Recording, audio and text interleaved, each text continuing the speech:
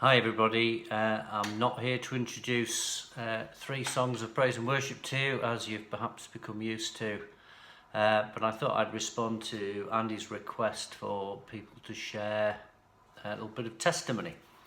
What I'd like to share with you is just the story of how I came to faith in the first place. And I realised I'd never been asked to do that in public. I don't think I've ever done it in public before. Maybe because it's not a hugely dramatic story. It's not a story of being scraped up from the depths of despair. But nonetheless, it's a story that's absolutely real to me, and it's my story of how God reached out to me. So I was brought up in Durham in the northeast in a Methodist church. Went to a Methodist church all my life, and I was very sincere in that. I was confirmed in my sort of 15 age. And I think God was meaningful in a way to me. I remember, some of you of a certain age will remember the Robert Powell Jesus of Nazareth film, or kind of mini-series.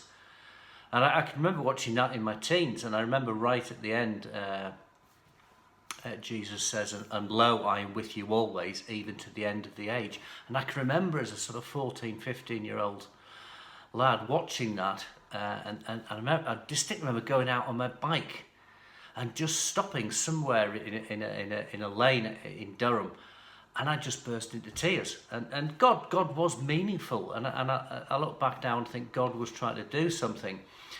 But I also look back now and think, well, yes, he was doing something, but hadn't quite reached me. There was something there, but it lacked real meaning deep down. It was perhaps a religious experience. God was reaching out, but not quite getting through. 18, I can't look back and say I was a wild child. But I did go out a lot. I got drunk quite a lot with friends. And when I went away to uni, I stopped going to church after about 2 weeks. In my hall of residence, there were some guys like me, just kind of normal kind of teenage 18-year-olds. There were some guys who were, real kind of hardcore drinkers, partiers, clubbers, which wasn't me. And there was a little cluster of guys who were in the Christian Union. But they were just regular blokes, and they were my friends. And we talked quite a lot, just socially. They talked about God a bit, but they didn't force anything on me. I could see something in them, but I had no interest in kind of being what they were. I had no interest in joining the Christian Union. Towards the end of my first year, I did accept an invitation from a guy called Pete, another Pete, to his baptism. And my experience of baptism was just of infant baptism, the water on the head. So I was quite intrigued. I'd never been to an adult baptism. And it really wasn't anything fancy. I know baptismal services can be quite emotional, very atmospheric. This was in a really old kind of Victorian swimming pool with just a handful of people in this great big place, and it really there was no music, there was no singing.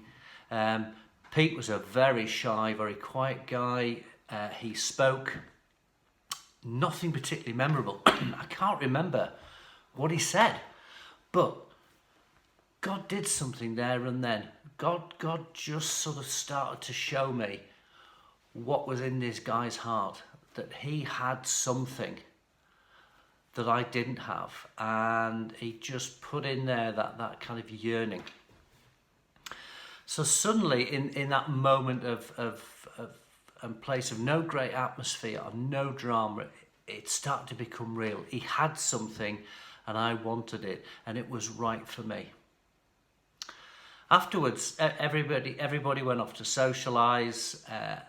I declined. I kind of wanted to be alone, and I went back to my room in the hall of residence. So there's a bit of parallel story here. I told you that there were kind of different groups of guys within the hall of residence. And I had decent friends from the guys who were Christians. I had decent friends in the guys who were kind of like me. But then there was the very kind of laddie, hard drinking, hard clubbing group who saw themselves as really macho. And they kind of decided to have a bit of what they saw as a hilarious prank campaign against the God Squad, as they called them. And because I was hanging about with them, I kind of got involved with had been kind of subject to that as well. Nothing violent, nothing aggressive. It usually involved buckets of water at really kind of irritating, inopportune times. And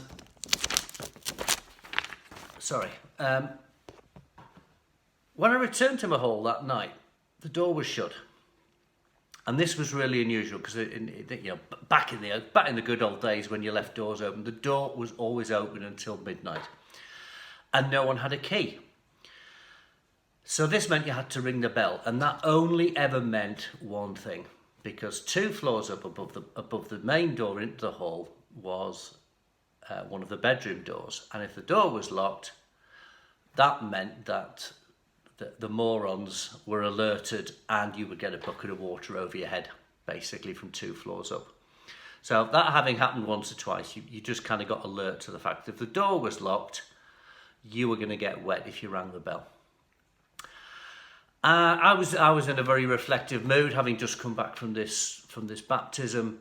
So I thought, stick it, I'll go for a walk. It was a summer evening, lovely June evening. And I went for a walk in there was a little woodland nearby called Roughwood.